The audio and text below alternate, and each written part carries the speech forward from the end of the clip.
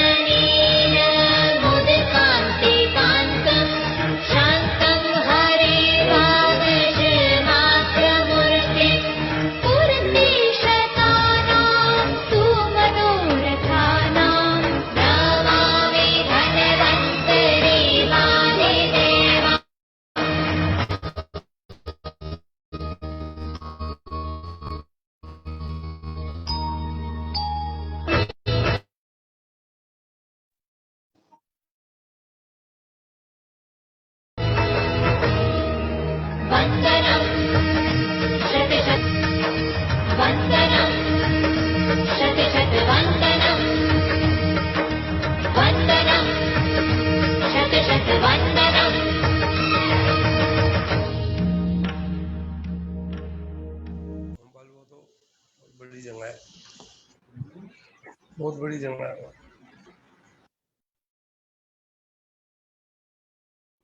प्रणाम सभी लोगों को। मैं वैद्य अरविंद पाठक पुणे महाराष्ट्र से आप सभी लोगों का स्वागत करता हूं।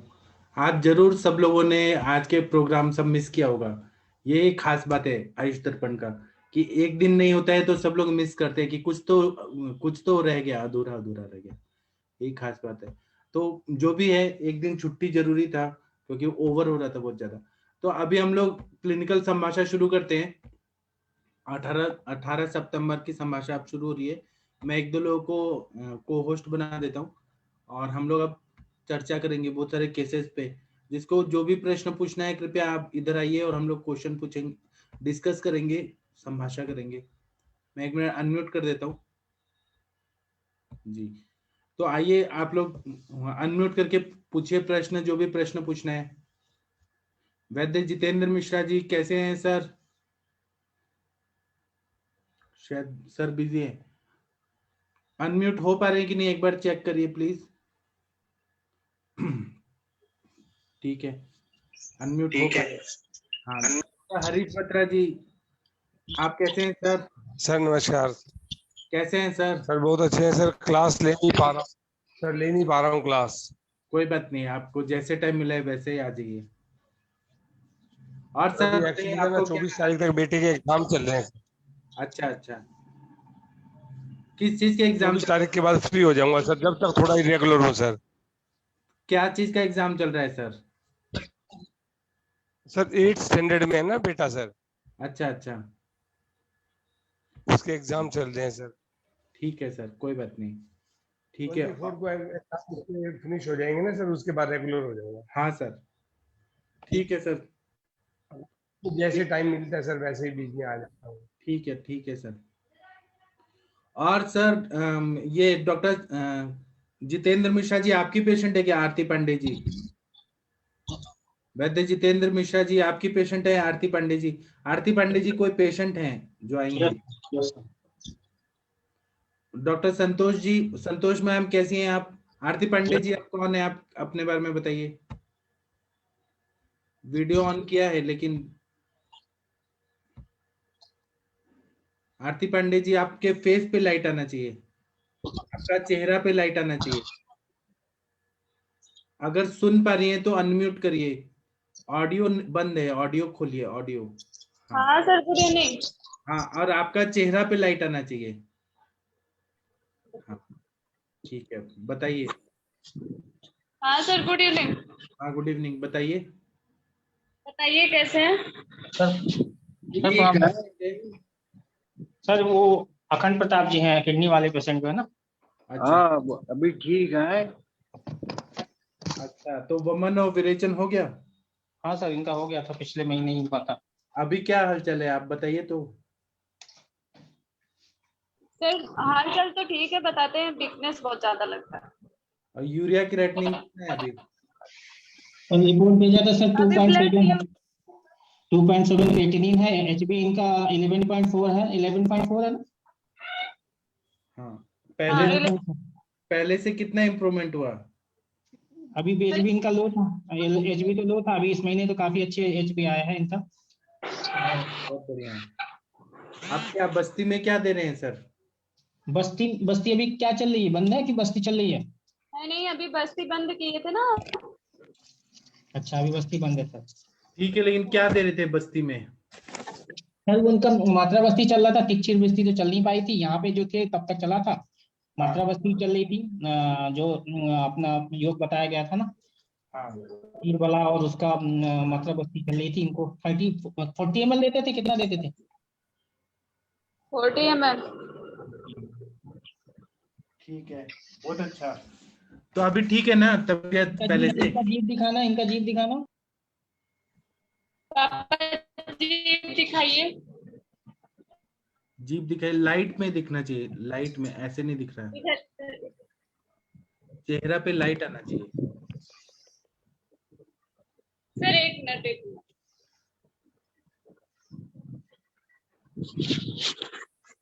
ठीक है, हाँ दिख रहा है, ठीक है, थोड़ा सामता है। भूख लग रही है क्या? भूख लग रही है कि नहीं? लोग तो खाना खा रहे हैं। लगती है कि नहीं? कि खाना तो खा रहे हैं लेकिन तेज भूख लगती है कि नहीं? तेज भूख लगती है, भूख लगती है। थोड़ा खाना अच्छा नहीं लगता मुंह से, और तो सर टेस्ट नहीं अच्छा लगता जो खाना देखिए रहता है। मिश्रा जी, इनको सामता है बहुत ज्यादा, आम पाचन करना पड़ेगा आपको। और दिन में सो जाते हैं क्या? नहीं सर, दिन में तो ऑफिस रहते हैं, कहाँ सोने को पाते हैं। ठीक है, वैद्य जितेंद्र मिश्रा जी इनका थोड़ा आम पाचन करिए कोई दवाई से। अच्छा, थोड़ा सा इनका ना शुगर भी अभी थोड़ा बढ़ा आ रहा है। अच्छा, बाकी आयुर्वेदिक भी चल रही है इनको अभी, है ना, शुगर थोड़ा सा इनका रह जा रहा है, बाकी ठीक है। अच्छा वो उनको सरबोतो भद्र बटी भी चल रही है सर। ठीक है, आपकी बात तो ब्लड यूरिया भी बढ़ा है काफी। अच्छा अच्छा, ठीक है ठीक है, अभी वो सब ठीक हो जाएगा, मिश्रा जी दवाई देंगे। रिपोर्ट पे आप मत जाओ, किडनी के ट्रीटमेंट में ना ये सब रिपोर्ट हम लोग के लिए इतना वेरी नहीं करता, ठीक ना। मेन सिम्टम पेशेंट को, अप डाउन होते रहता है, कभी हाँ, ज्यादा। सिम्टम पेशेंट को सारे खत्म है, सूजन नहीं है, पेशेंट को ठीक है, ठीक ना। आप रिपोर्ट के आधार पे, आयुर्वेद में चिकित्सा नहीं होती कि रिपोर्ट इतना थोड़ा सा अप एंड डाउन हो गया तो चिकित्सा बदल जाएगी ना। हमने GFR करवाया था इसीलिए कि GFR सर इनका 25 आ रहा था उस समय, हाँ तो अभी ये सर GFR कराने के बाद सर्वोतो भद्र बटी शुरू किया है। जी, कितना दे रहे हो, कितने डोज दे रहे हो? सुबह शाम दे रहे हैं एक कंटिन्यू है, बैच। कंटिन्यू है, हाँ हाँ कंटिन्यू है। खत्म हो गया उसको मंगा लेना, और बाकी फिर आगे दवाइयाँ मैं भेजता हूँ, ठीक ना। ठीक है। और ये और कुछ इनसे बात करो, और कोई दिक्कत? और कोई दिक्कत है बताइए। अंकल जी बात करिए, खुल के बात करिए, क्या प्रॉब्लम है, कैसा महसूस कर रहे हैं, दर्द वर्द तो नहीं है सर, बात करिए। दर्द उर्द तो नहीं है, पूरा शरीर में दर्द हो तो बताइए, कोई प्रॉब्लम हो तो बताइए। अरे थोड़ा मेहनत तो पड़ जाता है, लिखना लिखना ज्यादा हो जाता है। कोई बात कितने नहीं, घंटे? आपको दवाई दे देंगे, पूरा ठीक हो जाएंगे। यार थोड़ी सी कमजोरी है। अच्छा ठीक है, कोई बात नहीं, सब ठीक हो जाएंगे। खाने का मन नहीं कर रहा है ना? क्या कर रहे हैं? क्या सर? थोड़ा ये बोले कि स्वाद नहीं आ रहा है, खाने में टेस्ट नहीं आ रहा है। हाँ सर। हाँ, तो उसके लिए डॉक्टर साहब दवाई देंगे, उससे ठीक हो जाएंगे। Okay sir. पेट कैसा हो रहा है, कितनी बार मोशन हो रहा है? मोशन तो मोशन कितनी बार हो रहा है, एक बार हो रहा है, 2 बार हो रहा है, कैसा हो रहा है, कुछ बताएंगे? 2 बार। 2 बार, ठीक है। ठीक है, थैंक यू, फिर मिलेंगे। अब अभी लीव करा देते हैं इनको, फिर हम मिलेंगे। ठीक है, thank you Aarti ma'am, Aarti Pandey, okay sir. Thank you, प्रणाम। Okay sir. ठीक है, जितेंद्र मिश्रा जी, आप इनको ना जी सर। दीपन पाचन कुछ दवाई दीजिए, लीव हो गए सर?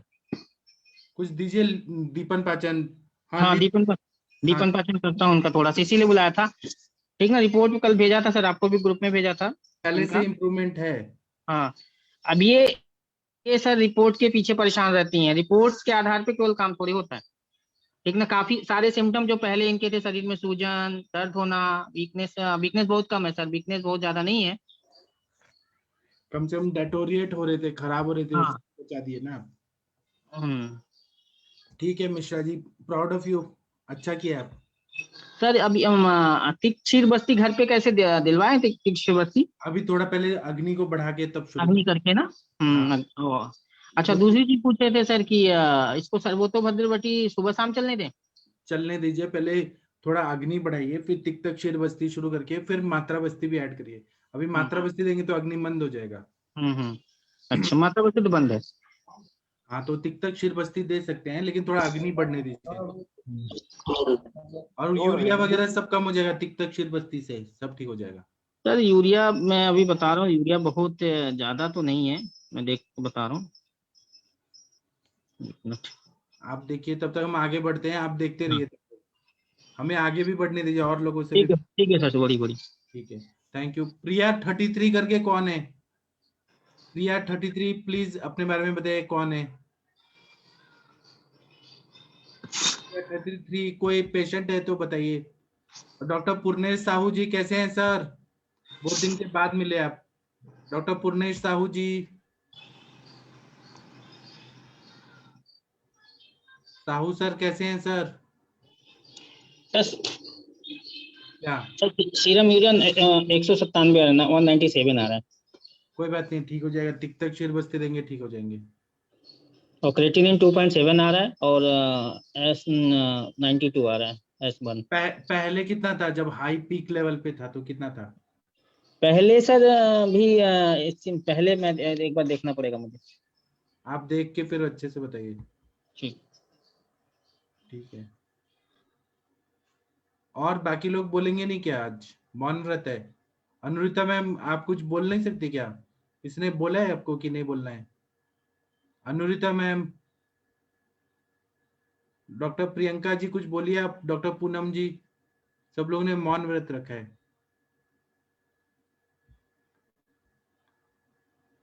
और किसी को कुछ बताना है तो बताइए please. Doctor Virendra Mohan Mahajan sir, कुछ केस बताइए प्लीज। सर आज जूट पूर्ति का व्रत है ना, शायद कई किलो का व्रत होगा यूपी में। व्रत किया है सबने। डॉक्टर रवि कुमार सिंह सर, आपने भी व्रत किया है। आरती शर्मा मैम, कुछ बोलिए मैम। मैम ने व्रत किया है इसलिए बोल नहीं सकती हैं। नाम सर, नहीं सर मेरा नहीं व्रत है, मैं अभी एक्चुअली किसी का प्रोसीजर कर रही थी। ठीक है, कर दीजिए। हमें दिखाएंगी नहीं क्या क्या प्रोसीजर कर रही हैं? सर वो नोज वाले का ही कर रही थी, वो उसका हो गया, बस अभी मैं बंद करके घर ही जा रही हूँ। तो करने दीजिए उनसे, वो नोज वाले का क्या हालचाल है उनका, करेंगे बात। ठीक है सर, मुझे नहीं लगता सर वो पेशेंट प्राइवेट में कोई पेशेंट इजाजत देता है, कोई एक बार नहीं भी पूछिए, परमिट अगर करता आएंगे है। तो अच्छी बात है। पूछिए तो, अगर बोलते हैं तो ठीक है, नहीं तो कोई बात नहीं। जी सर, मैं पूछ दूंगी। ठीक है, तब तक अर्शिया मैम कैसी हैं आप? खाना खाई? सर बाकी है अभी। अच्छा, क्या खाना आपने बनाया आज? आज सर वो एक हमारे यहाँ हलीम करके एक डिश होती है, मतलब हाँ। उसमें सारी दालें और गेहूं ऐसे मिक्स करके उसको पका के हाँ। बनाते हैं। हाँ, उसमें नॉनवेज भी रहता है ना? हाँ नॉनवेज भी रहता है। तो वो पूरा पिसा हुआ वेश्वार कल्पना जैसे होता है ना, पूरा पिसा। हाँ बहुत ज्यादा नहीं, बट उसको बहुत सॉफ्ट कर देते हैं, जैसे दालें थोड़ी सॉफ्ट हो जाती है, थोड़ा अपना रगड़ा टाइप हो जाता है ना, वैसे टाइप दिखता है वो, semi liquid semi solid type. तो आपके घर में आप खाना बनाती है कि मम्मी बनाती है? सर मम्मी भी बनाते हैं, भाभी भी बनाते हैं, और ऐसे ही अच्छा, मैं भी हेल्प करती हूँ। आप बहुत अच्छी लड़की हैं असली में, मालूम है क्या? आप बहुत अच्छी डॉक्टर हैं, एक अच्छी इंसान भी हैं आप। थैंक यू सर, आप भी। ठीक है, फिर आइएगा पुणे तो बताइएगा। Yes sir. Thank you. और किसी को कुछ बताना है तो बता सकते हैं। डॉक्टर पूनम जी कैसी हैं आप? डॉक्टर शशि मैम, आज का संडे ठीक गया? शशि मैम, कान ठीक है? हाँ जी सर, गुड इवनिंग सर। हाँ, बस घर के काम धाम निपटाए, पेशेंट देखे, बस अभी ऑफिस से आ रहे हैं। क्या अरे चीज हाँ, के पेशेंट आए थे? हाँ जी सर। क्या चीज के पेशेंट आए थे? सर वो बहुत सारे थे एक्चुअली, गुरुद्वारे में पेशेंट देखती हूँ ना मैं संडे को। अच्छा। तो हाँ, तो वहां पर एक बच्चा आया था, 18 साल का था, उसको मतलब फुंसियां टाइप का बना हुआ था, नेक में दिखाई दे रहा था, फिर पीठ दिखाया तो वहां पर फुंसियां तो नहीं दिख रही थी, बट उनके काले काले दाग थे, और आंखें उसकी सर एकदम बिल्कुल पीली थी। तो मैंने अभी उसको सिर्फ महामंजिष्ठादिक्वाथ लिख दिया था। मैंने कहा एक बार सीबीसी करके दिखाओ, क्योंकि पता नहीं कि मुझे जॉन्डिस जैसा लग रहा था उसका। और सुबह उसको भूख नहीं लगती तो भी 8 साढ़े 8 बजे 1 रोटी खा लेता है, और शाम को बस उसको भूख लगी थी तो 5-6 रोटी खाता है, और कोई भी चीज वो बताया नहीं। मतलब मैंने पूछा बहुत कुछ, बट हेतु कुछ समझ में नहीं आया, मतलब कुछ निकला ही नहीं।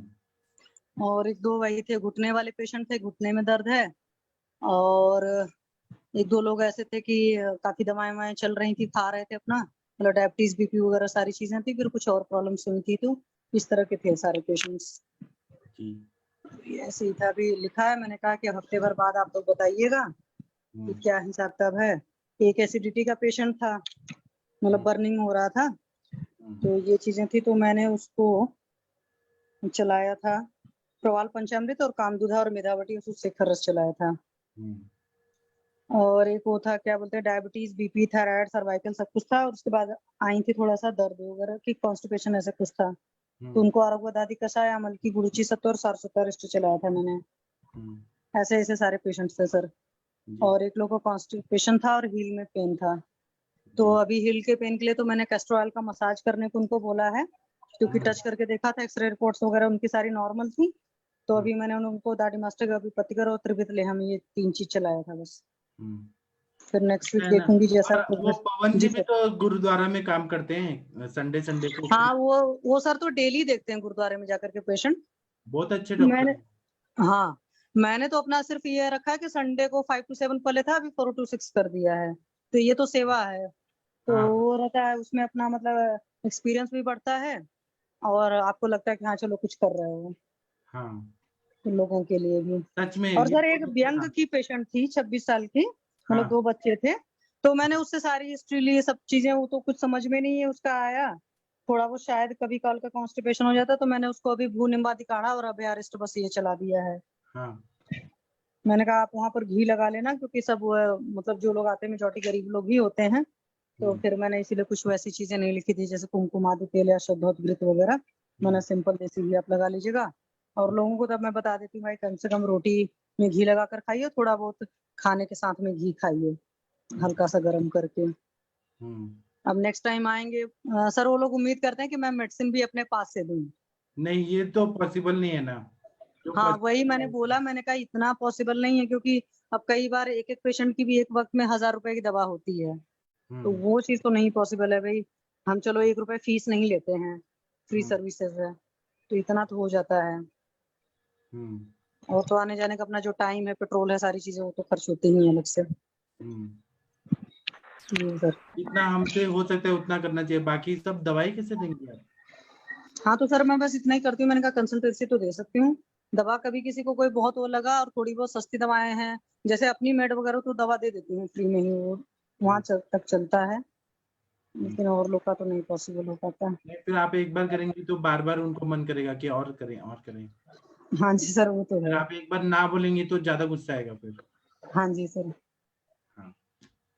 एलोपैथी में तो आखिर सर ये सब खाते ही हैं, खरीद कर ही खाते हैं, इतने सारे टेस्ट कराते हैं, फिर वहाँ उनके कुछ नहीं होते। आयुर्वेद में जब आते हैं तो होता है कि डॉक्टर दवा भी दे दे। अभी क्या है, जो है वो है। जी सर। हाँ ठीक है। Doctor okay sir, thank you sir. Shashi ma'am, doctor Surendra Sharma ji आप कुछ बोलना चाहते हैं सर? सर प्रणाम। सर प्रणाम। प्रणाम सर। हाँ सर, मैं ये कल वाला जो फॉर्मूला मैंने पूछा था सर, उसी के बारे में थोड़ा सा बात करना चाहता। एक्चुअली हमारे पास एक पेशेंट था सर, उसके लिए मैं पूछ रहा था, वो बार बार उसको थ्रेड वॉर्म और टैप वॉर्म टाइप की इस टाइप की प्रॉब्लम होती है।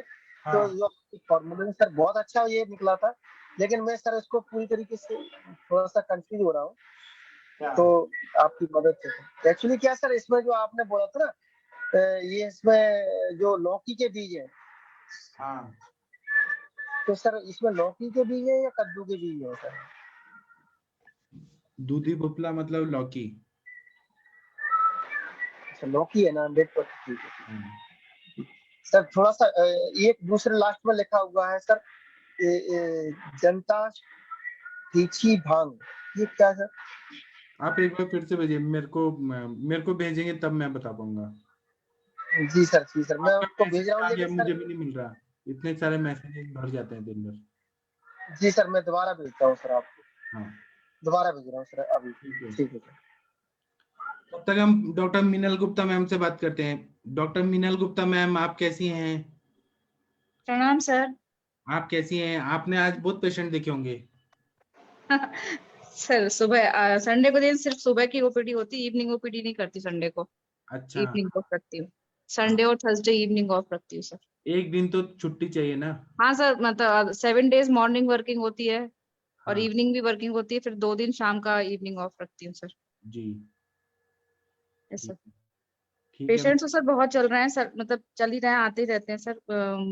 डिस्कशन मैंने किए थे कुछ पेशेंट्स के, जो आपको बताया था मैंने, एक महीने पहले एक पेशेंट आए थे जिनको 8 मंथ्स बैक की एक हिस्ट्री थी कि उनको सिर पे चोट लगी थी सर, एक्सीडेंट केस था, और वो अब पैरालाइज्ड हो चुके हैं। एक राइट हैंड साइड उनका पैरालाइज्ड हो गया था सर, हाथ नहीं उठता है, पैर में भी सेंसेशन कम है, और लेफ्ट लेग में उनको नी में प्रॉब्लम थी कि वो नी उनका बेंड रहता है, सीधा नहीं होता।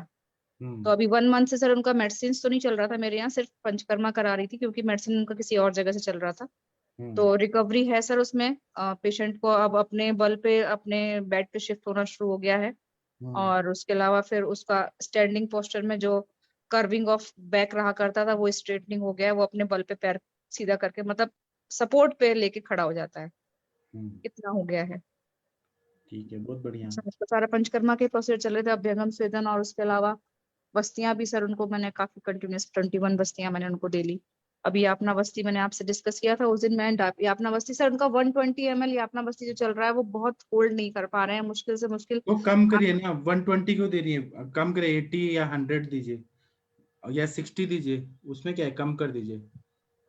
स्वाद की मात्रा और सब मैं सर पंचतिक क्षीर बस्ती का अमाउंट लेते हुए मैंने 120 ml करीब जैसे कि थोड़ा कम मैं, कर दीजिए। हाँ वो मैं बॉडी में रहेगा तभी ना फायदा होगा। हाँ वही सोच के सर मैंने कि मांस ट्रांसफर का सब कुछ दे रही हूँ तो हाँ। इसलिए वो होल्ड कर लें, इसलिए मैंने उसको कंसाइज कर दिया था 600 ml से 120 ml तक, पर वो 1 ही घंटा होल्ड कर पा रहे थे बस। अच्छा। तो इसलिए मैंने अब और कम करके दूंगी सर उसको। यापना बस्ती 3 मैंने पढ़ा था श्रीधर कौस्तुरिया में, तो 3 या 4 से पहले यापना बस्ती का लिखा हुआ है, फिर उसके बाद में नेक्स्ट उसमें ब्रेक करके दूंगी दोबारा सर। ठीक है, ये डिसाइड किया है सर अभी, जी। उसमें इम्प्रूवमेंट है सर। आप सब लिखते जाइए, लिखते जाइए। हाँ सर डॉक्यूमेंटेशन अब कर रही हूँ, उसके बाद पहले नहीं करती थी लेकिन अब डॉक्यूमेंटेशन कर रही हूँ कि इस पेशेंट का क्या ट्रीटमेंट चल रहा है। और पेशेंट और का उसके बाद फोटोग्राफ्स, वीडियो, ये सब भी बना के रखिए, लैपटॉप में रखते जाइए। Yes sir, yes sir, thank you sir. ठीक है, थैंक यू मैम। आपने भी फॉर्म भरा है क्या एमडी का, एंट्रेंस का? नहीं सर नहीं, अभी अब एमडी का शायद, अब तो बच्चे सर काफी बड़े हो गए, बच्चे ही एमडी करने की स्टेज पे पहुंच चुके हैं, अभी तो शायद फिर प्रैक्टिस में सर, प्रैक्टिस में इतना इन्वॉल्व है तो फिर एमडी के लिए टाइम हाँ, टाइम स्टडी का नहीं शायद निकलता। नहीं निकाल पाऊंगी, मतलब हाँ पूरा दिन प्रैक्टिस में ही निकल जाता है सर। हाँ, सही बात है। ये रहता है। और अभी आपका इतना नाम हो गया कि एमडी की क्या जरूरत है, आपके पास ऐसे ही पेशेंट नहीं आते सर नॉलेज की तो जरूरत हमेशा रहती है, पर वही है समय हैं? थोड़ा सा नॉलेज तो नहीं आयुष होगा। दर्पण पे मिल ही रहे ना। हाँ सर ये वाली बात बिल्कुल एमडी में सही क्या है। कुछ अलग चीज पढ़ाते हैं क्या? यही सब चीज तो पढ़ाते हैं। हाँ सर एक डिग्री होती है और एक रेपुटेशन होती है, उसके अलावा फिर नॉलेज होती है। हाँ यस सर। ठीक है, थैंक यू मैम। हाँ, मैंने ना कुछ लोगों को यहाँ पे को होस्ट बनाए, तो आप लोग थोड़ा संभालेंगे। 5 मिनट मेरे को जाना है, अर्जेंट में आता हूँ 5 मिनट में। मेरी मम्मी को लाना है, वहां पे मेरी मम्मी है, उनको लेके आना है। तो शशि मैम आप संभालेंगी थोड़ा 5 मिनट? जी सर। आप थोड़ा संभालिए सबको, मैं आता हूँ 5 मिनट। जी सर। शशि मैम, हेलो, हाँ जी, हाँ जी, हाँ जी, हाँ जी। मुझे आपसे कुछ पूछना था। मैम अगर किसी को जैसे कोई नाश्ता करने के बाद या फिर खाना खाने के बाद अगर योगा करना है तो कितनी देर बाद किया जा सकता है? मैम देखिए, अगर आपने बहुत हल्का लाइट नाश्ता किया है तो आज की डेट में मान लीजिए एक सेब भी किसी ने खाया तो मैं बोलती हूँ मिनिमम 2 घंटे बाद करो, क्योंकि आपको पता है कि अच्छा हर किसी के पास में मतलब मंदाग्नि वाली सिचुएशन है अच्छा ना? तो जी इसीलिए कभी भी रिस्क मत लीजिए, ओके पहली बात है। और जब आपने लंच वगैरह किया है तो मैं कहती हूँ मिनिमम 4 से 5 घंटे। बुक्स में तो 3 घंटे लिखा है, बट बुक्स जब अच्छा लिखी गई थी तो उस वक्त भाई अग्नि लोगों की अच्छी होती थी। आजकल हर कोई हम्म सेडेंटरी लाइफस्टाइल वाला है। आप खुद देखोगे जी हम ही लोग जैसे हैं, नॉर्मल अगर खाना खाते हो तो 3-4 घंटे में पचता है, और जिस दिन आप राजमा या काबुली चने इस तरह की कोई भारी चीजें खा लो, या हम्म दही वाली जो इडली बनती है, इडली सांभर वगैरह आप खा लीजिए, तो आप देखिए हम्म 5-6 घंटे तक भी वो बहुत पेट लाइट नहीं हुआ होता है। वो ऐसे पता चलता है मैम, जैसे आप योगा करने बैठते हो, मतलब प्राणायाम खास करके, तो हम्म प्राणायाम में सांस जो चलनी चाहिए वो नाभि तक जानी चाहिए, नाभि से आनी चाहिए पूरा नीचे तक। तो जब आप करने बैठोगे, मान लो अनुलोम विलोम ही कर रहे हैं, तो आप हम्म देखोगे 2-4 सांस के बाद आपकी हिम्मत ही नहीं रहेगी करने की। और अगर पेट खाली है तो 100-200 बार भी आप बड़े आराम से कर लोगे। और ये मैंने खुद ओके पर भी देखा है, और मेरा अपना ये सिंपल सा रहता है कि अगर आपने एक सेब भी खाया तो कम से कम 2 घंटे बाद करिए। सिंपल अगर चाय भी पी है, मतलब बिस्किट वगैरह कुछ भी उसके साथ नहीं खाया, तो भी एटलीस्ट ये बुक में रिटर्न है कि हाफ आवर का कम से कम गैप होना चाहिए। वहां तो ये होता है कि पानी भी पिया है तो आधे घंटे बाद करो। आइडियली तो अच्छा ये होता है कि पेट पूरी तरीके से खाली होना चाहिए। और जैसे कुछ लोग ओके होते हैं ना कि उनका नहीं होता है, योगा करने से पहले ब्लैडर पूरा एम्प्टी होना चाहिए, और आपका जो एनल कैनाल है वो भी पूरी पूरी खाली होनी चाहिए। तो अगर कॉन्स्टिपेशन है, बुक में तो आइडियली ये लिखा है अगर कॉन्स्टिपेशन है तो पहले कॉन्स्टिपेशन को करेक्ट करिए, और करेक्ट करने के बाद में तब योगा करिए, क्योंकि अंदर पड़ा है कचरा और उसमें कर रहे हो तो वो भी नुकसान करता है। ओके मैम हाँ जी इसमें मैम। मुझे अगर एक चीज ये पूछनी थी, जैसे कि जब फ्रेश होने के बाद में अगर योगा करना शुरू करते हैं और मतलब उस टाइम पे अगर हंगर पेन्स होते हैं कि सर मैम, जैसे कि अगर नहीं कोई भूखा रह सकता है और उसको हंगर पेन्स होना शुरू हो जाए तो फिर क्या कुछ थोड़ा बहुत खा सकते हैं पहले तो या मैम बाद में? ऐसा है, एक्चुअली देखो सिंपल सा इसमें रूल ये बना लो ना, किसी को भी बोला करो जब योगा करना है, फ्रेश हुआ, फ्रेश होकर के तुरंत नहा लो, ठीक है?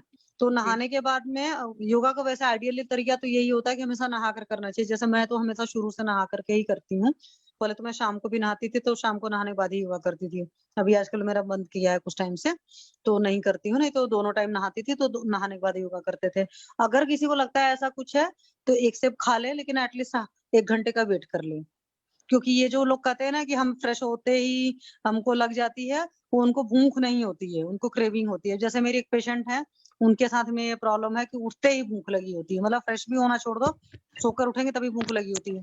तो वो 6 साढ़े 6 बजे नाश्ता कर लेती हैं, उनका नियम ये है।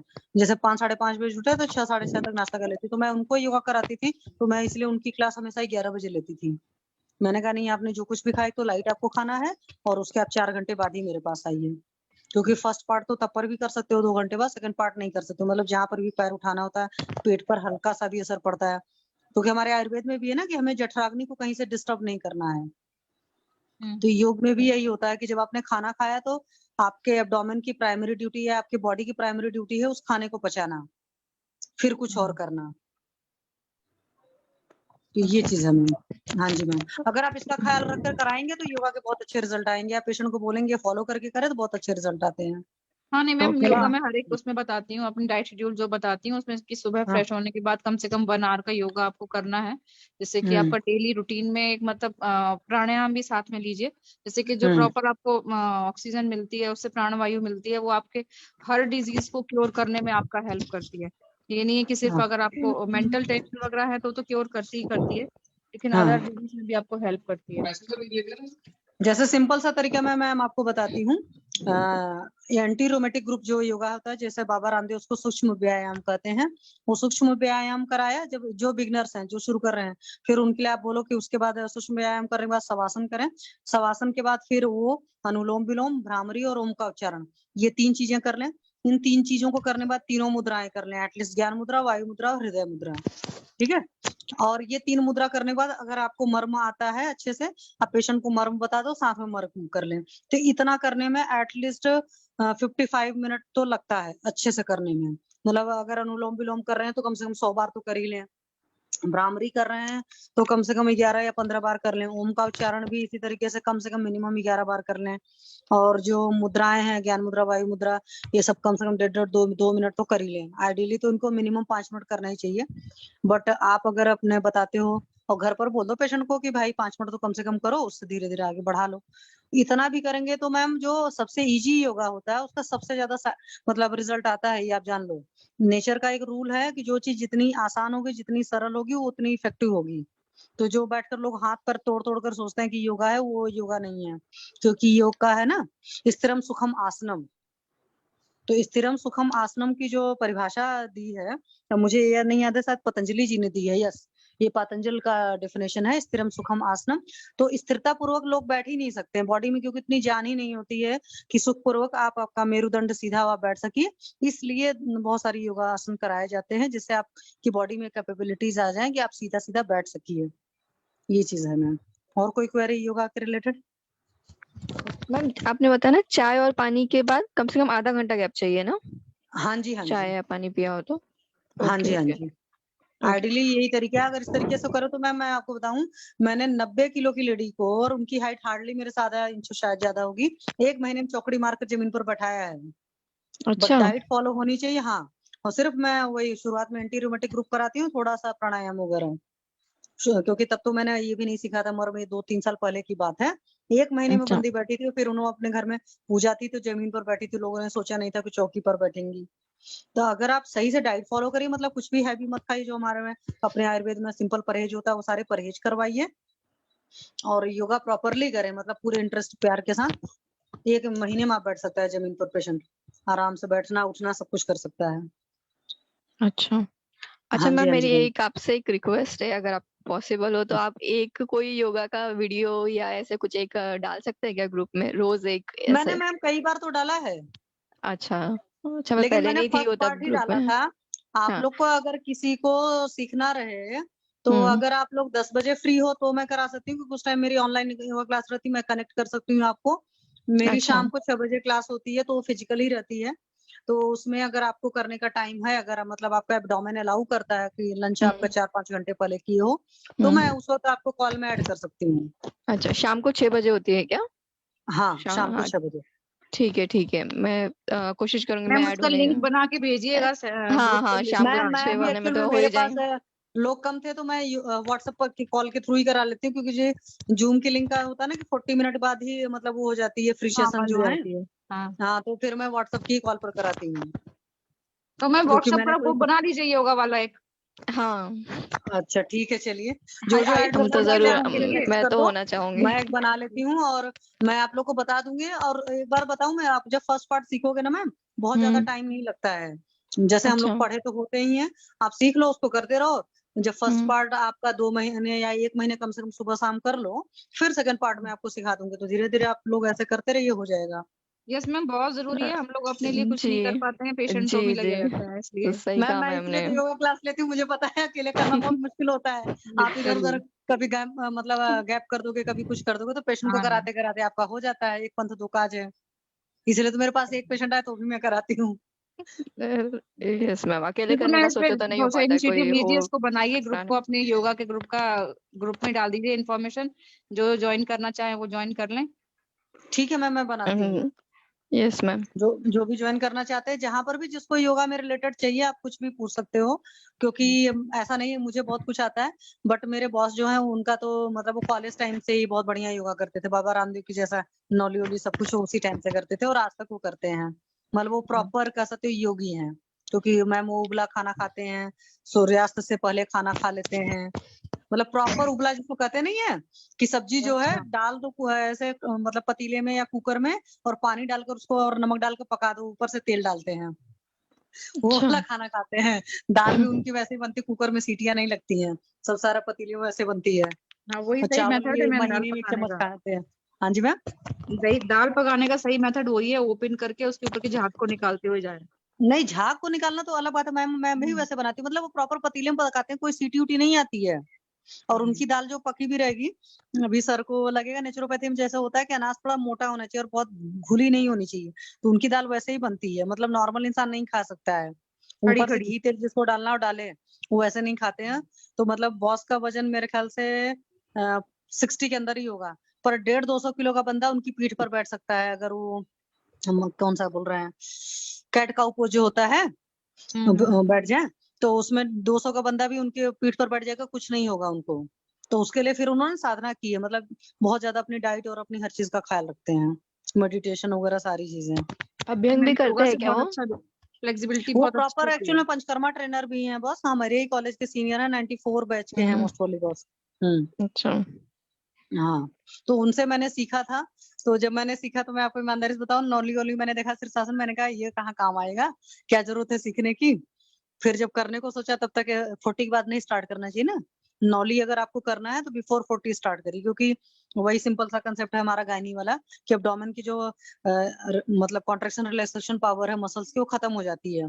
तो जब वो खत्म हो गई तब आप नॉली करोगे तो साइड इफेक्ट आएंगे। तो कम एज से अगर नॉली करना शुरू किया, अब जैसे शीर्षासन नहीं कर पाती हूँ मैं, क्योंकि मैंने शुरू में भी नहीं किया, तो आज तक मुझे शीर्षासन नहीं कर पाती हूँ। एक बंदा चाहिए ना शुरू में होल्ड करने के लिए आपको, जिससे आप गिरो ना। और शीर्षासन के मैम जैसे सर, उस दिन मेरे एक पेशेंट थे इनग्वानल हर्निया वाले, तो शीर्षासन के बहुत अच्छे रिजल्ट हैं उसमें।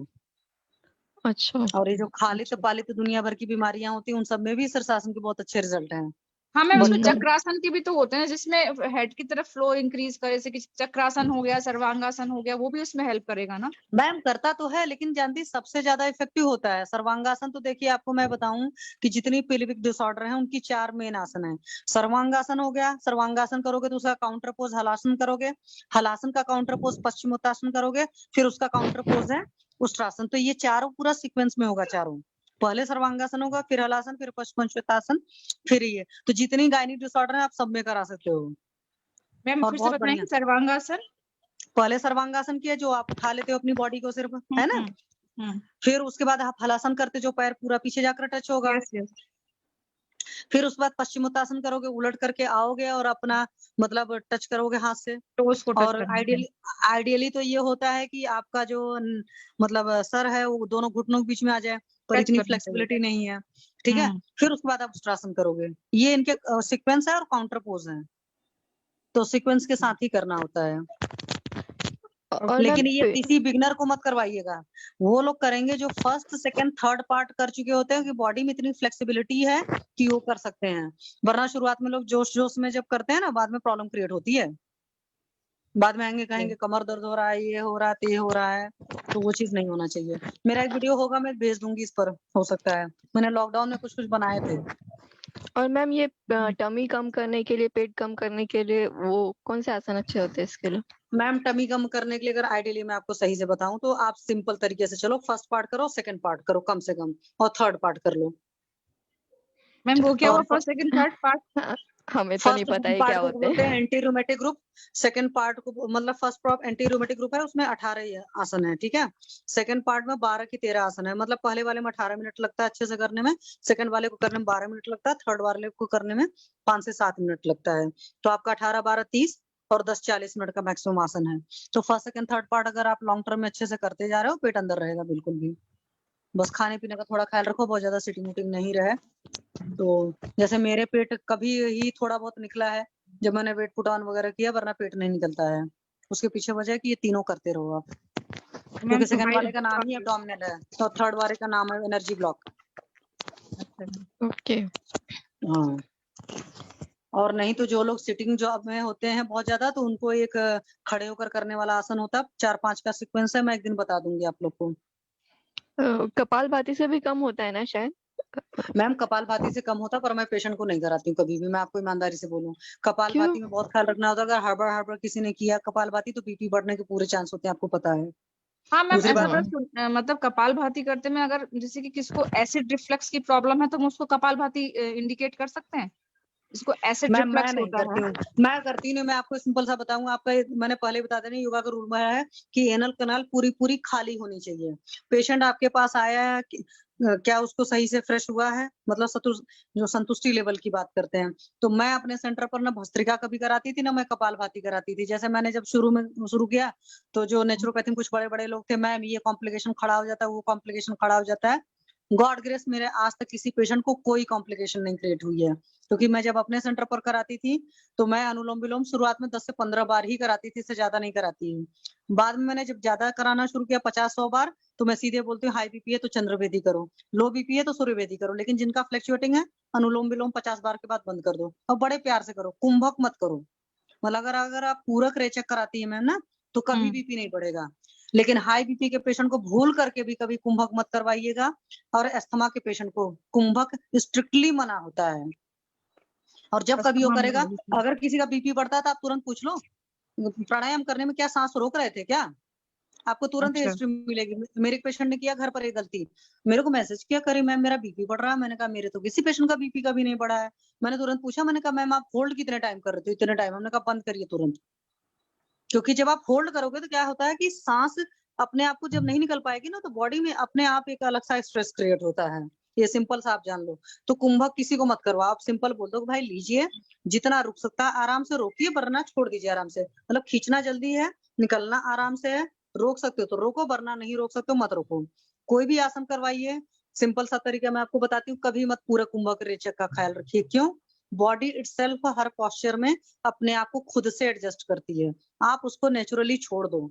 फिर योग जो है, मतलब आसन जो होते हैं बड़े आरामदायक हो जाते हैं, आप कर सकते हो। वरना क्या होता है ना, आप उसको इतना ज्यादा कॉम्प्लिकेट कर देते हो, कुछ कर ही नहीं पाते हो। ये भी मैं आपको बताऊं, और ये मेरे बॉस ने भी मुझे बताया था।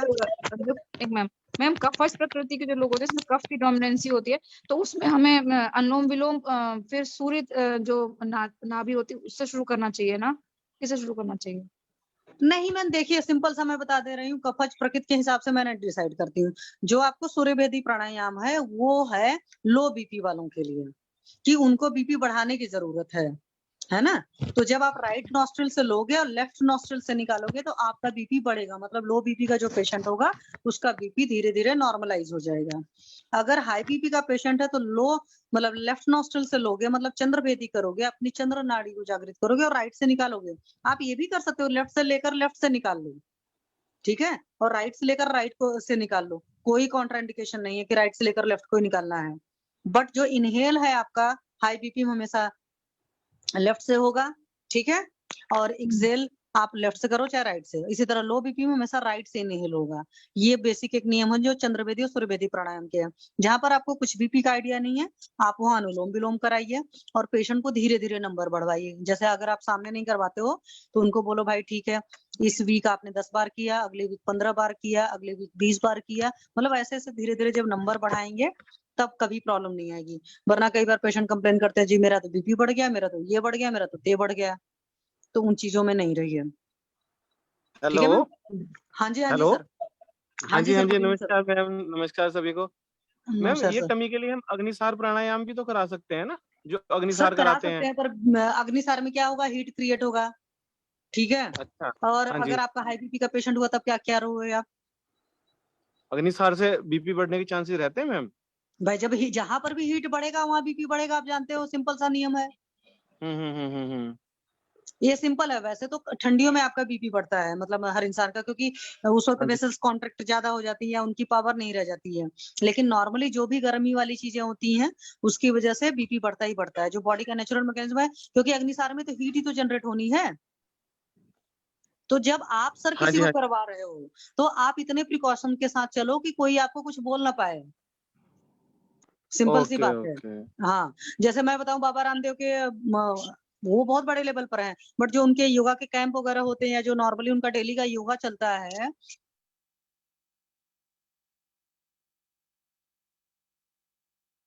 कि नहीं कराते, वो सब कुछ करवाते हैं। इसीलिए वहां के कई सारे पेशेंट 5-5 साल से योगा कर रहे हैं बट उनका बीपी रेगुलेट नहीं होता है। क्यों? वो सब कुछ वो कर रहे हैं, वो भस्त्रिका भी कर रहे हैं, वो कपाल भाती भी कर रहे हैं, क्योंकि जो वहां बंदा बैठा है कराने को, उनको एक सीक्वेंस मिल गया है, बस उसी सीक्वेंस में करा रहे हैं। वो दिमाग तो लगा ही नहीं रहे हैं कि कहाँ पर हमें किस चीज की जरूरत है। तो युक्ति जो है, योग में भी बहुत युक्ति चाहिए होती है।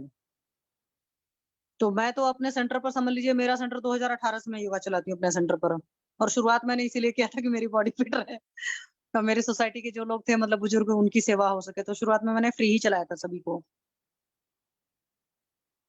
ये चीज होता है सर। जी मैम। और अग्निसार वगैरह हर कोई अच्छे से कर भी नहीं पाता है, ये भी बताऊं मैं। अच्छा।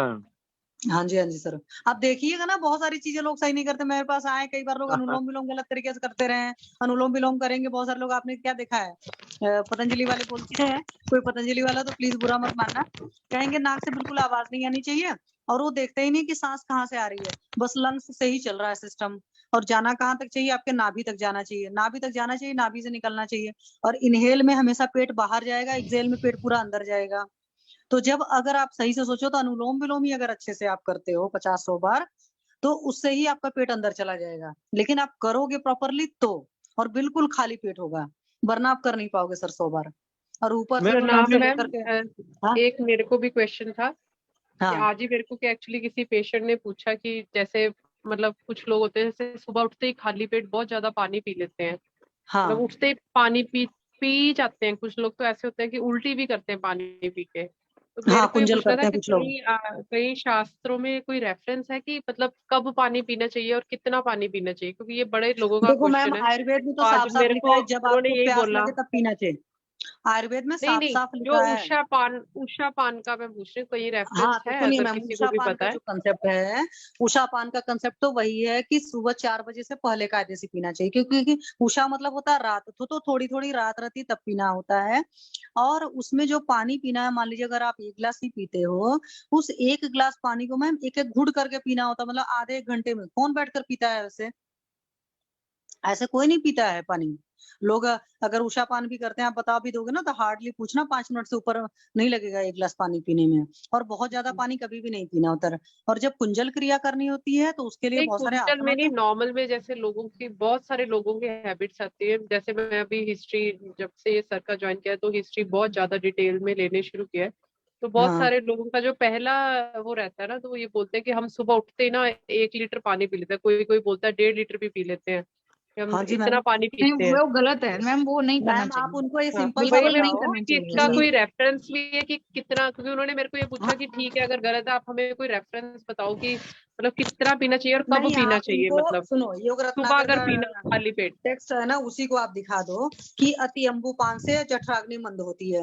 और योग रत्नाकर का जो पहला चैप्टर है मैम, उसी में ये चीज लिखी हुई है, एकदम साफ साफ लिखा है।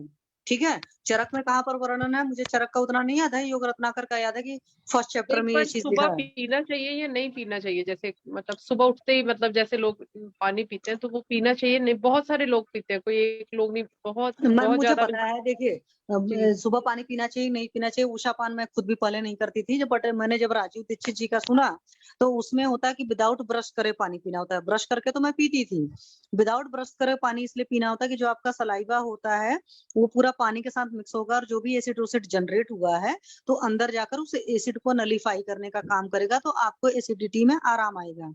लेकिन आज फिर मैं वही कहती हूँ कि आपको थोड़ा सा ही पीना है। आप एक गिलास पानी में लो 200 ml 250 ml पीजिए और उस 250 ml को एक एक सिप करके पीजिए, बड़े आराम से पूरा मुंह में चला करके अच्छे से आराम से पीते हैं, उतना ही पीना है। आप सिंपल सा बोलो कि ऐसे मत पीजिए, क्योंकि उषा पान के केस में कहीं पर ये नहीं लिखा है कि 1 लीटर पीना है 1.5 लीटर पीना है।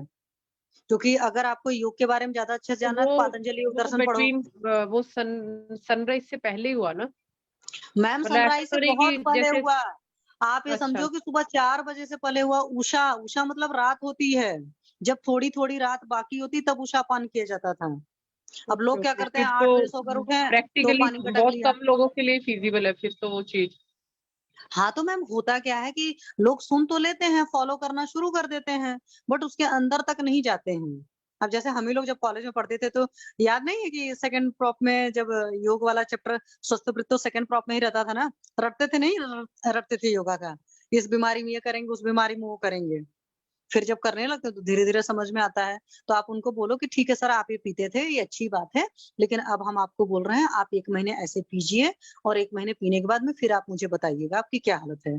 क्योंकि प्यास का हर जगह डिफाइन है, चाहे आयुर्वेद हो चाहे योग नहीं, हो जैसे चाहे ये नेचुरोपैथी। रसायन काल हम बोलते हैं तो रसायन काल में जैसे ये हम च्यवनप्राश जैसे किसी को देना हो या कोई रसायन कोई भी रसायन देना हो तो उसका क्या टाइमिंग रहता है नॉर्मल में? मैम अगर रसायन काल भी समझेंगी तो वो भी वही होगा, सुबह सुबह एकदम 4 बजे। और पुराने जमाने के लोग पीते भी थे 4 बजे खाते पीते थे, बट च्यवनप्राश जो लोग भी खाते होंगे मेरे ख्याल से ब्रश करके ही खाते होंगे, है ना? क्योंकि अब जैसे मेरे जैसा बंदा तो बगैर ब्रश करे नहीं खा सकता, कुछ पानी भले पीता है।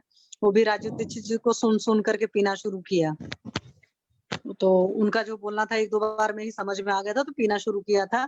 और मैं भी पहले पानी ज्यादा पीती थी, मतलब 1 लीटर पी जाती थी। तो इसी फोरम पर मोनिका मैम वगैरह ने बोला तो फिर मैंने उसके बाद से कम कर दिया। अब मेरा रूल है कि 1 गिलास में पानी पीती हूँ सुबह, but that is not proper उषा पान, क्योंकि मैं उसको 1 घंटा लगाकर नहीं बैठकर पीती हूँ। तो उतने मैम तरीके से मेरे कोई पी ख्याल रहा। से पानी का यही पेशेंट्स को बताना चाहिए कि पानी जबरदस्ती मत पियो, क्योंकि हाँ सुबह सुबह 1 गिलास तो हर बंदा पी सकता है अनलेस कि उसे कोई प्रॉब्लम ना होए। किसी को हाँ कोई एक भी नहीं पी सकता होगा जिसका पेट मैम भारी हो जाए जैसे तो यहाँ हाँ पे क्या मैम मेरे घर ट्रेंड में है कोई नहीं पीता मतलब है, यहाँ हम पे इकलौते चंडीगढ़ बूढ़े हैं। में बहुत सारे ऐसे पेशेंट आते हैं जिनको जिम जाना होता है तो उनका ये क्वेश्चन रहता है कि हमारी कोई, आप बोलते हो कि कॉर्नफ्लेक्स ना खाओ, आप बोलते हो पैक्ड फूड ना खाओ, हम क्या खाएं? आप बोलते हो फ्रूट शेक मत पियो, मतलब मैम ये कि तो अगर हमें मैम जिम वाले प्री तो पूरा वर्कआउट गलत के लिए मचा क्या कर रखते हैं। मतलब क्या चीज ले हम? तो वो हम बोलते हैं मना कि तो इससे हम करते हैं। पानी पी के चले जाते हैं और आपने दूध भी शेक भी मना कर दिया तो फिर वो बोलते हैं कि हम क्या खा के जाएं कि मतलब हम वो योगा जो भी हाँ एक्सरसाइज वहां पे उसकी करनी है वो कर रिप्लेसमेंट सके। बतानी पड़ेगी ना पेशेंट को कि ये अगर हाँ नहीं खाना है तो उसकी जगह क्योंकि ये खाइए। मतलब अब प्रैक्टिकल चीज हमें बतानी पड़ेगी। अगर हम हाँ जी। उषा पान कह देंगे बट पेशेंट जो भी मतलब जो आजकल के नॉर्मल लाइफस्टाइल में अगर हम किसी को बोले कि तुम 3:30 पौने 4 बजे उठ के सिर्फ पानी पीना है, उठ के पियो, तो प्रैक्टिकली थोड़ा हाँ वो मैम नहीं है तो इसीलिए तो हम बोलते हैं कि जैसे जब आप उठते हो अपना एक शेड्यूल तो वैसे ही रखो, सुबह जल्दी उठना है और जब आप उठते हो तो 1 गिलास पानी पियो सिर्फ, और वो भी आराम से बैठ जाओ चेयर पर। कंफर्टेबली एक ही पिया जाता है ना मैम, तो उनको हाँ बोलो कि हाँ जबरदस्ती मत आराम से पियो। उतना पियो। नहीं मैम जो लोग आदत डाल लेते हैं ना वो 1.5-2 लीटर भी पी जाते हैं, मतलब ऐसे ऐसे साइकिक लोग भी होते हैं, मैंने ऐसे पेशेंट देखे हैं। एक पेशेंट आया था मेरे पास आज भी याद है, तो सुबह जैसे 20-25 साल का एम्प्टी लड़का स्टमक था। जैसे मिल्क शेक में मना कर देती हूँ, अब तो मैं बिल्कुल किसी को भी नहीं बोलती कि हाँ आपने मिल्क शेक पीना है, तो उसको सिंपल दूध पी सकते हैं ना वर्कआउट के मैम लिए। ये पाठक सर बता पाएंगे, क्योंकि मैं आपको सच्चाई बता रही हूँ, मुझे जिम बिल्कुल नहीं पसंद है। क्यों नहीं नहीं पसंद है उसके पीछे पसंद एक तो वजह नहीं, बट बताती अभी हूँ। जो जाते हैं अभी हम सब कुछ हाँ उनका बंद सुनिए तो नहीं बता रहे करा हैं, सकते। जिम इंजरी के केस आते हैं, जिम वाले का सबसे बड़ा ड्रॉबैक है वो लोग प्रोटीन खिलाते हैं, मतलब प्रोटीन पाउडर, बट मैम और बाद दूध में पी किडनी के फिर डैमेज होता है। एक्सरसाइज करेंगे ना, वो भी हाँ ठीक नहीं है ना। हाँ, और अपने जब योगा इतना आराम से किया जाता है उसमें तक आपको बोला जाता है एम्प्टी स्टमक होना चाहिए, तो जिम में भी एक तरीके से सोचो एम्प्टी स्टमक होना चाहिए, वहां तो आधा मतलब वैसे ही होता है। मुझे नहीं पसंद आता जिम का कंसेप्ट। नहीं, उसके पीछे वजह है कि जिम इंजरी के पेशेंट आए हैं, प्रोटीन का जो है वो गलत है ना। मैं मूसापान का मतलब होता है रात्रि के अंतिम प्रहर में पिए जाने वाला पानी, चाहे वो पानी हो चाहे वो दूध हो, ठीक है ना। और बेसिकली तांबे के बर्तन में रखा हुआ पानी पीना चाहिए, क्योंकि तांबे के बर्तन में ताम्र भस्म का क्या यूज होता है, पित्त का विरेचन करता है, हमारा यकृत का और प्लीहा का कार्य वो बढ़िया करता है। और उकड़ू बैठ के पीना चाहिए, पैरों के बल बैठ के पीना चाहिए। हाँ जी सर, उत्कट आसन में बैठकर पीते हैं, पर आज की डेट में सर है जैसे आप पवन सर आप बैठ पाते होगे, मेजॉरिटी पेशेंट उत्कट आसन में बच्चे तक नहीं बैठ पाते आजकल। और इतना पानी पीना चाहिए जितना बॉडी रिक्वायरमेंट है। अगर आप ज्यादा पानी पियोगे तो आप अग्नि का संदूषण करोगे, ठीक है ना। आपकी आपकी अग्नि डाउन हो जाएगी। और दूसरा बात, जो डायबिटिक पेशेंट है अगर वो ज्यादा पानी पिएगा तो उसके बॉडी में क्लेदन ज्यादा होएगा, तो उसका डायबिटीज अनकंट्रोल हो जाएगा। हाँ, श्वास कास के मरीज और डायबिटीज के मरीज और एक कोई और बीमारी है जिसमें पानी कम पीना चाहिए। और दूसरी बात, आप कपालभाति की बात कर रहे थे, कपालभाति करने से ब्लड प्रेशर बढ़ जाता है। कपालभाति कभी भी हाइपरटेंशन के पेशेंट को नहीं करनी चाहिए। तो सर बताया तो था मैंने। हाँ, उसमें कारण क्या है, उसमें उदावर्त हो जाता है वायु का, उदावर्त हो जाएगा तो नीचे से लेके जितने भी हमारे यूट्रस से रिलेटेड रोग है, उदावर्त में कितनी बीमारी आती है हमारे यूट्रस से स्टार्ट होकर ऊपर तक चला जाता है सारा। अरे वायु की सीधी सी बात है, समझो सर प्रतिलोम गति हो गई। हाँ, प्रतिलोम गति होगी। मैं हाइपर एसिडिटी में पूछ रही थी पवन सर, जिनको एसिडिटी या गैस्ट्रिक रिफ्लक्स की प्रॉब्लम रहती है उन्हें करवाना चाहिए या नहीं? बिल्कुल नहीं कराना चाहिए, सारा एसिड मैम किसी को मत कराओ, आप पंगे मत लो। मैं आपको सिंपल सा बताऊं, तो फिर किसको रिकमेंड करते हैं, मतलब किस में स्पेसिफिक है? हाइपर एसिडिटी के पेशेंट को आप अनुलोम विलोम करें और प्राणायाम करें। अरे भ्रामरी करें, शवासन करें, मैम मुद्रा है, फर्स्ट पार्ट जो है एंटी रूमेटिक ग्रुप है उसको करें, सब आराम आ जाएगा। अपनी लाइफस्टाइल चेंज करें। जरूरी है कि भस्त्रिका कपालभाति ही करेंगे तभी तो कुछ कल्याण होगा। और खाने का नियम भी सुन लो। खाने के नियम में क्या है, सुबह बिल्कुल रुक्ष आहार खाएं, थोड़ा हल्का। उसका कारण क्या, और दोपहर को खूब भारी खाना खाए, रात को बिल्कुल हल्का खाए। जो हम रात को खाने के सो जाते हैं तो सुबह जो रुक्ष आहार लेंगे, जो रात्रि का जो बचा कुचा भोजन है, सुबह हल्का खाना खाने से वो भी पच जाएगा। लोग क्या करते हैं, सुबह 4 परोठे खा के चले जाते हैं, तो लोगों को ये लगता भी दिन में क्या पता खाना मिले ना मिले, फिर शाम को ही खाना है। अरे पाठक सर ने एक दिन क्लास में बताया था, काफी पहले की बात होगी, 1.5 महीना, कि जब 40 के ऊपर हो जाओ तो दिन में एक ही टाइम खाना खाना चाहिए। और यहाँ बंदे 3-3 4-4 बार खाते हैं, 70 साल की उम्र वाले भी, और बाद में कहेंगे जी हमको इंडाइजेशन होता है। ये जो सुबह प्लान करते हैं ना, एक तो कपालभाति करते हैं, बाद में घर आके पराठा भाती करते हैं, फिर कहते हैं हमारा पेट कम नहीं करता। वो तो है, फिर कहते हैं हमारा पेट कम नहीं होता। हाँ, ये तो प्रॉब्लम होती है। अरे बहुत सारे लोग सेडेंटरी लाइफस्टाइल वाले होते हैं। मैं आपको बताऊं, मेरा एक सर इतना बहुत अच्छा बताया आपने, मैम ने भी बहुत अच्छा बताया। अब आप एक थोड़ा और प्रॉब्लम सॉल्व कीजिए। जैसे वो जिम जाते हैं तो उसमें प्री वर्कआउट मील वो बोलते हैं, आयुर्वेद के हिसाब से बताओ तो मतलब क्या आयुर्वेद ये कहते हैं जो भी आप एक्सरसाइज व्यायाम करेंगे, पहले बात तो मेरे को जिम का, आयुर्वेद जिम को पूरी तरह से नकारता है। अब जिम के अंदर क्या होता है, अब बॉडी को इतनी एक्सरसाइज करते हैं, पूरा का पूरा जिम बंद होता है। नहीं सर, वो चीज हम समझते हैं कि अति व्यायाम में आता है, बट हम पेशेंट की सारी चीजें बंद नहीं करा सकते, कुछ देर के लिए हम कराते हैं। जैसे मैंने मैं आपकी एक ही बात पे निपटाता हूँ सारी बात। आप इतनी डे टू डे इतने पेशेंट देखते हो, कोई भी जिम वाला मेरे को आज तक ऐसा नहीं मिला जिसकी ग्रहणी दुष्टि ना हो, एक भी बंदा मुझे नहीं मिला। हाई प्रोटीन रिच डाइट खाते हैं, लीवर उनका काम नहीं करता, उन लोगों का हमेशा SGOT SGPT बड़ा मिलेगा, उन लोगों का हमेशा यूरिक एसिड बड़ा मिलेगा, उन लोगों का ट्राइग्लिसराइड बड़ा मिलेगा। आप ये बताओ, जो चीज का व्यायाम करने के बाद अगर आपकी बॉडी लाइट फील नहीं करती, इसका मतलब आपने गलत किया है। अरे सर मैं मेरा एक पेशेंट था, वो मतलब पेशेंट का योगा स्टूडेंट था, उसने जिम ज्वाइन कर लिया, 90 से 127 पहुंच गया 3 महीने में। मेरे पास से गया था, मैंने एक बार कम किया था उसका वजन। और दूसरी बात सुनो, हम हमारे यहाँ जिम का कल्चर है, सर्दियों में आप जितना मर्जी हैवी एक्सरसाइज करो, खाओ पियो, पर हम करते हैं फॉरेन की रीस। अब जितना सर्दी होगी, सर्दी में क्या होगा, अपनी अग्नि पूरा रिस्टोर रहेगी अंदर। सर्दी में आप कुछ भी खाओ, आपको सब कुछ हजम होगा, जितना मर्जी हैवी फूड आप खा लो, क्योंकि अग्नि की बाहर तो आपकी निकलती नहीं है, और वो अग्नि पूरा का पूरा अंदर रिस्टोर रहती है। जितने भी बाहर के कंट्री है, 90% जितने कंट्री है वो सारे ठंडे कंट्री है। उसके अंदर जितना भी आप कल्चर, जितना भी हाई रिच प्रोटीन फूड खाएंगे, वो उनको डाइजेस्ट होगा ही होगा, क्योंकि अग्नि उनकी पूरी रिस्टोर रहती है। पवन सर, जितेंद्र मिश्रा सर को कुछ पूछना है, एक बार उनका पूछ लिया जाए। हाँ मैम, नमस्कार मैम, प्रणाम। हाँ जी नमस्कार सर, बताइए सर। मैम, पीसीओडी में और अपने जो स्किन डिसऑर्डर जैसे सफेद दाग हो, इसमें कौन कौन से योग रिकमेंडेड है? सर पीसीओडी में तो आप वही कराओ जो मैंने कहा पेल्विक के लिए, मतलब आपका सर्वांगासन, हलासन, पश्चिमोत्तासन, उष्ट्रासन है। और स्किन डिसीज की बात जहां तक है, स्किन डिसीज में वॉक जरूर होना चाहिए, सन जो है मतलब सन बाथ जरूर होना चाहिए। मतलब जब आप वॉक करने जाते हो तो सूरज की रोशनी रहनी चाहिए पक्का, और वो रोशनी जितनी से ज्यादा आपके बदन पर लग सके उतना बेटर है। और अनुलोम विलोम वगैरह तो सर सारी चीजें होंगी। और पवन सर बताएंगे, ज्यादा अच्छा है। पवन सर बताओ स्किन के लिए। स्किन के लिए सबसे बेस्ट है भस्त्रिका और अनुलोम विलोम प्राणायाम है। जितना मैक्सिमम एक देखो स्किन में क्या होता है, एक सेल को एनर्जी के लिए क्या चाहिए, जब एनर्जी पूरी बॉडी के अंदर सेल के अंदर कार्बोहाइड्रेट आएगा तो उसके जलाने के लिए ऑक्सीजन चाहिए। अगर हम सिंपल और डीप ब्रीदिंग करते हैं तो या अनुलोम विलोम करते हैं तो एक ब्रीदिंग में, जैसे एक आदमी 500 ml ऑक्सीजन इनहेल करता है एक श्वास में, डीप ब्रीदिंग में, नॉर्मल ऑक्सीजन। अगर हम डीप ब्रीदिंग करते हैं तो उसमें हमारी 10 टाइम मोर ऑक्सीजन बॉडी के अंदर जाती है, और वो बॉडी के हर ऑर्गन तक जाएगी, हर सेल तक जाएगी, जिससे हमारा सेल का जो वो रहेगा बढ़िया रहेगा, फंक्शन बढ़िया रहेगा। और अनुलोम जो अनुलोम विलोम है, जितने न्यूरोलॉजिकल डिसऑर्डर है उसके लिए अनुलोम सबसे बेस्ट है। जो पेट से संबंधित रोग है उसके लिए कपालभाति सबसे बेस्ट है।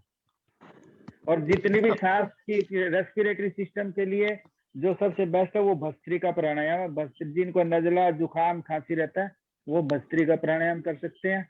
और भस्त्रिका प्राणायाम भी गर्मी पैदा करता है। ये गर्मियों के दिनों में 3 से 5 मिनट करना चाहिए, और इससे सर्दियों के दिनों में आप इसकी अवधि बढ़ा सकते हैं। जो पित्त प्रकृति वाले वो कभी भस्त्रिका ज्यादा मात्रा में ना करें, क्योंकि ये प्राणायाम अंदर गर्मी पैदा करता है। उस स्थिति में आप डीप ब्रीदिंग करें या फिर अनुलोम विलोम करें। और कोई मैम आप सिंपल सा ना, कौन सा ये चीज करना चाहिए, पेशेंट को बोलो भाई सिंपल योगा करो, और अपना वो, क्योंकि जैसे नजला जुकाम वाले हैं उनका पहले पाचन ठीक करते हैं, क्योंकि नजला जुकाम वाले मेजॉरिटी पेशेंट का अगर आप देखेंगे, मैं तो 100% कर सकती हूँ, हालांकि हो सकता है 99% को कॉन्स्टिपेशन की प्रॉब्लम होती है, क्योंकि इसका रूट कॉज कॉन्स्टिपेशन है। आमाशय से स्टार्ट होता है ये सारा। मंदाग्नि होती है उनको, मंदाग्नि होगी, कॉन्स्टिपेशन होगा। प्रतिशय की अगर आप संप्राप्ति करें तो वो आमाशय से स्टार्ट होगी। और नजला जुकाम वाले पेशेंट को एक चीज करा दो, कैस्टर ऑयल पिला दो अगर पी सकता है, और हॉट फूड बात करा दो, एक सिटिंग में आराम आ जाएगा। हॉट क्या, कौन सा बात? हॉट फूड बात।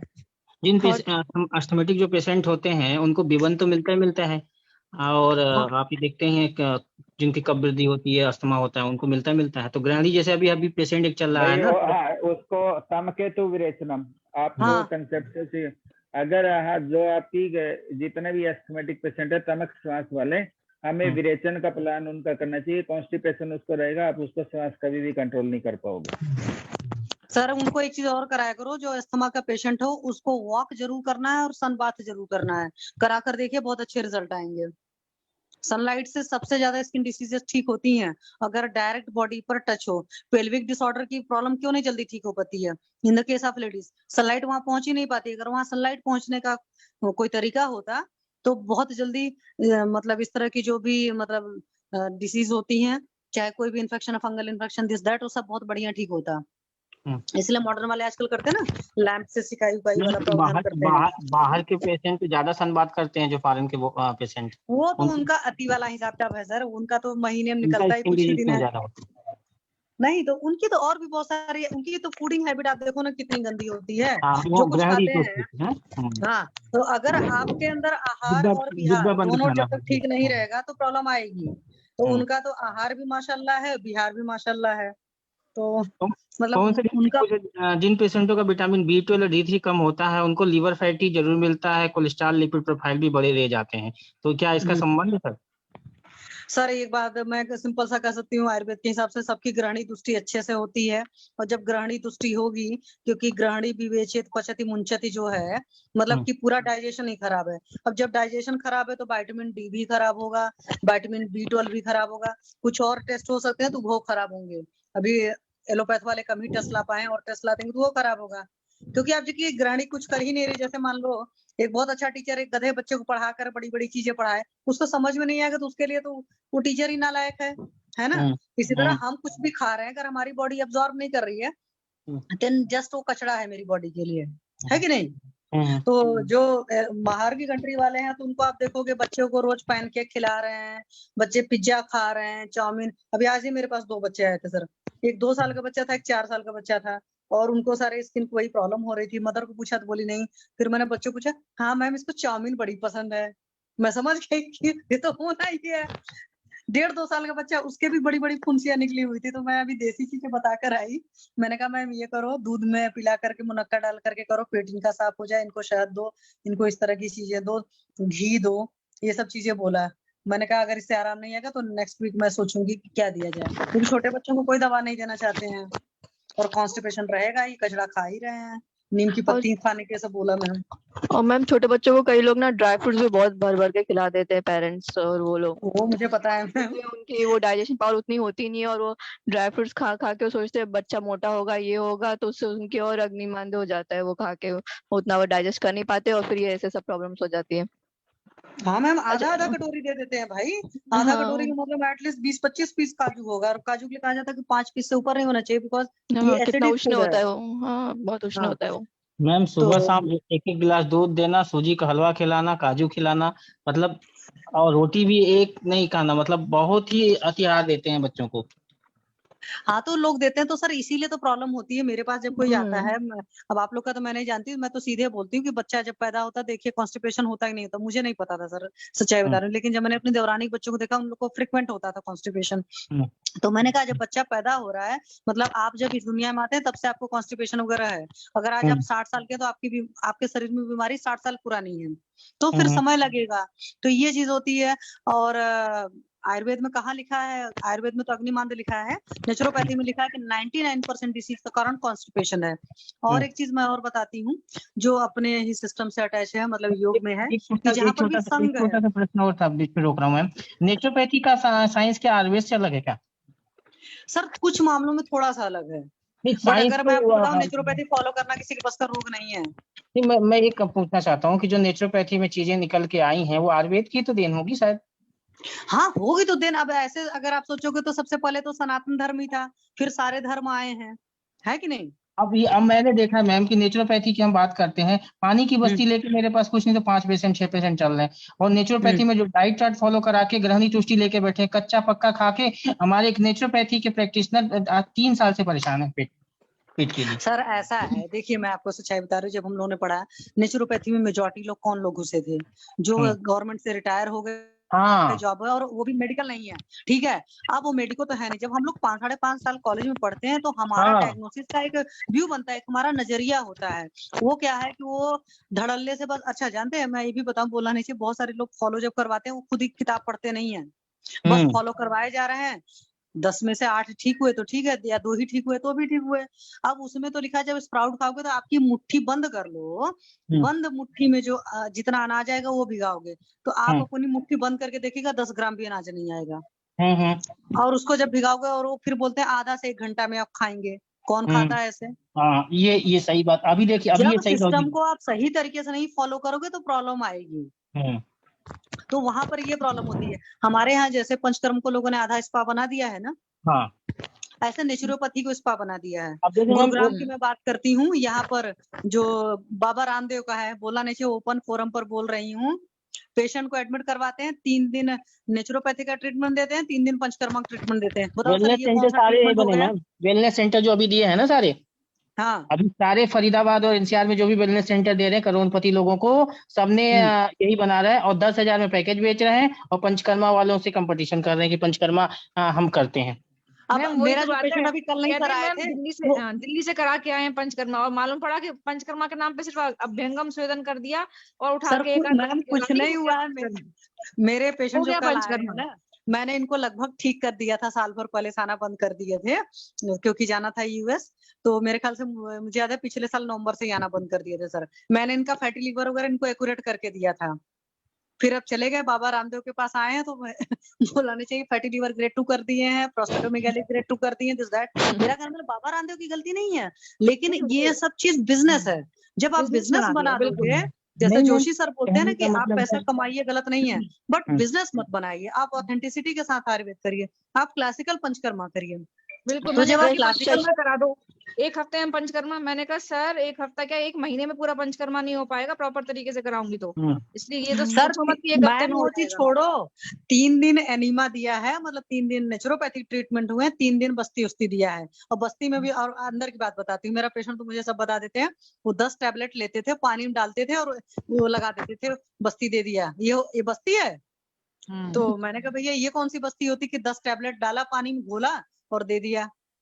मुझे तो बस्ती नहीं समझ में कि कौन सी बस्ती दी है, क्या की है। मैम ये डिपेंड करता है इस तरह से, बिल्कुल। मतलब सबने बिजनेस बना लिया ना, एलोपैथी को पैसा डिपेंड कमाने के कर जरिया रहे हो हैं। गया है, नहीं मैम, और कुछ इसके नहीं देखो हो रहा है। इसका और सलूशन यही ना कि हम लोग अपना काम अगर सही तरीके से करें तो आने वाले हाँ। समय में लोग अवेयर होंगे, क्योंकि हमारे जो पेशेंट होते हैं मैम ना, वो ठीक होने के बाद कहीं ना कहीं रेफरेंस लेके अब 5 साल बाद भी आते हैं। क्योंकि देखो पेशेंट का तो काम है ना, वो जाके कहीं ना जांच पड़ताल करता है, देखता है, पेशेंट भी समझता है। लेकिन सच्चाई ये है ना कि आज पेशेंट भी चाहता है ना कि मैं कम समय में, मैं नेचुरोपैथी की बात इसीलिए उठाया मैम कि नेचुरोपैथी वाले फील्ड हम लोग का इतना मतलब कंफ्यूज कर देते हैं। पेशेंट सोचता है कि पंचकर्मा 10,000 में हो जा रहा है, हम लोग बमन 10,000 में नहीं करा पाते। सर एक्चुअल में ये नहीं हो, फैक्ट है, बिल्कुल। हम उनसे साफ साफ कहते हैं कि आपको क्लासिकल कराना है, ऑथेंटिक कराना है, या फिर आपको सिर्फ नाम कराना है। क्योंकि पंचकर्मा का प्रोसीजर आप जब करते हैं तो एक एक कर्म के लिए 1 हफ्ते से कम समय हो ही नहीं सकता। मैम कहाँ हो बस्तियां तो और सकता है, लंबी सर बस्तियां बताते तो हैं ना और कि लंबी 7 दिन तो चलती हैं। स्नेहपान में लगेगा। बिल्कुल बिल्कुल। तो तब और 137 डेज सर ने बताया था। अभी जोशी सर का पंचकर्मा क्लासेस कर रहे हैं, तो सर ने इतने अच्छे से पढ़ाया है, तब ये चीजें पता चली हैं। महीना तो मैम 30 से 35 दिन तो बमन विरेचन में पूरा प्रोटोकॉल पढ़ा है सर ने। सर 100 करोड़ लगा करके एक सेंटर बना लो, फिर उसका 1 साल के अंदर 200 करोड़ आ जाता है, जो एलोपैथी वाले करते हैं। मैं अभी बताऊं, मेरे पास एक वेलनेस सेंटर आया है मैम, उसने मुझे अप्रोच किया है कि सर आप आके काम करो। उसके पास काफी ऑनलाइन डॉक्टर है, काफी योगी नेचुरोपैथ के और काफी गोवार की चिकित्सा है। और मैं पिछले 1 महीने से, मतलब मेरे जानने वाले हैं, वो कह रहे हैं कि आप एक बार ट्राई करिए, कोशिश करिए। अब मैं कंफ्यूज हूँ वहाँ पे, मतलब उनको हाँ नहीं बोल पा रहा हूँ। वो कह रहे हैं मुझे आप प्रोटोकॉल बता दीजिए, आप क्या लेंगे, कैसे लेंगे, क्या करेंगे। हमने कहा सर मुझे समझ ही नहीं पा रहा हूँ कि मैं यहाँ ट्रीटमेंट क्या करूँ। 2 बार मैंने सिटिंग किया, दोनों बार प्रिस्क्रिप्शन लिख के चला आया, प्रोटोकॉल लिख के आया। अब वो लोग नेचुरोपैथी के आधार पे पूरा वेलनेस सेंटर चलाना चाहते हैं। और काम क्या कर रहे हैं सर, मैं आयुर्वेद भी करूंगा, एलोपैथ भी करूंगा और नेचुरोपैथ भी करूंगा। अब ये बताइए, जहाँ पे नेचुरोपैथ है, जहाँ पे आयुर्वेद है, सारी चीजों एक साथ अगर आप लेके चलोगे तो कैसे हो पाएगा? प्लेस करेगा, नहीं हो पा सकता। नहीं हो पाएगा सर। अब जैसे मेरे ही पेशेंट हैं, जाने वाले हैं सिंगापुर, तो मैंने कहा सर बस्ती इतने जल्दी नहीं हो पाएगी क्योंकि परिहार काल डबल होगा।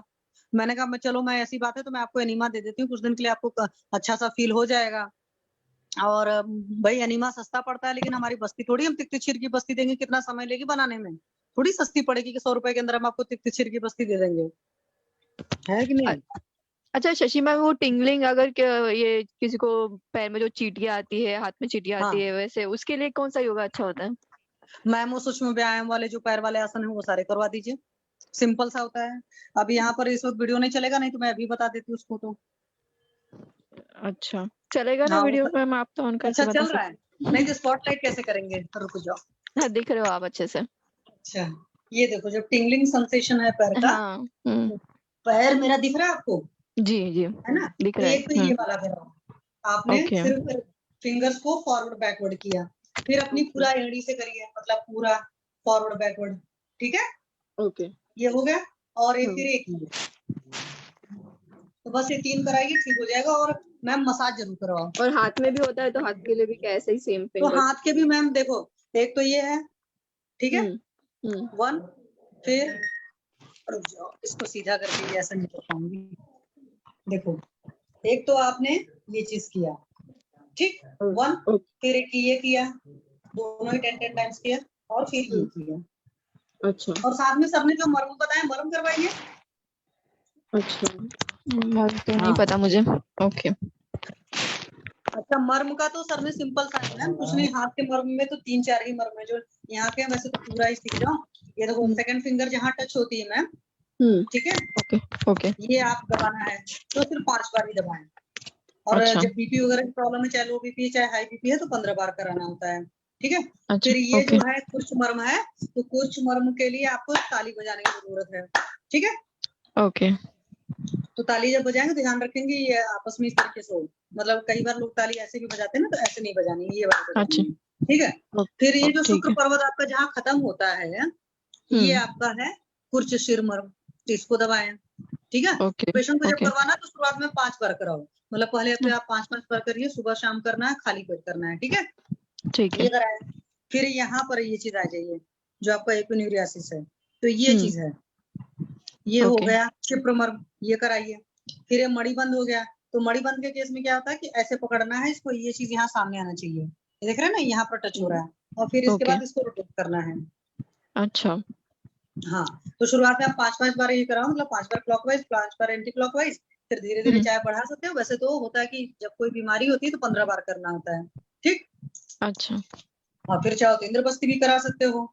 इंद्रबस्ती का क्या है कि आपका ये जो एल्बो जॉइंट है, इससे 4 अंगुल नीचे है, और हमेशा होगा ऐसे सीधा हाथ करके, वो तो मैं आपको दिखाने के लिए ऐसे बोल रही हूँ, ठीक है। अच्छा तो इससे यूरिनरी आउटपुट बहुत सही हो जाता है।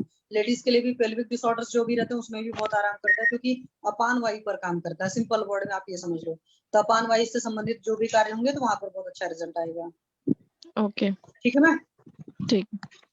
फिर ये जो है यहाँ पर कुरपर मर्म है, तो ये जो आपका मीडियल इपिकोंडाइल है और लेटरल इपिकोंडाइल है, इनसे एक एक अंगुल, मतलब पेशेंट के अंगुल से एक एक अंगुल नीचे करके करना है, ठीक है। तो ये आपकी एंडोक्राइन जो भी सिस्टम है उस पर बहुत बढ़िया काम करता है। और फिर इससे फिर 4 अंगुल ऊपर आप आ जाएंगे, तो 4 अंगुल ऊपर आने पर उर्वी आड़ी है, उनको करिए। तो उर्वी आड़ी के साथ में एक चीज बहुत अच्छा ये है कि ये हेल्दी सेल के फॉर्मेशन के लिए जिम्मेदार होते हैं, कैंसर वंसर के पेशेंट के लिए बहुत अच्छे होते हैं। 21, 20, 32 हो गया, बंद किया जाए क्या अभी हम सेशन बंद करते हैं, कल मिलते हैं। ओके प्रणाम okay sir, good night sir, good night. प्रणाम सर।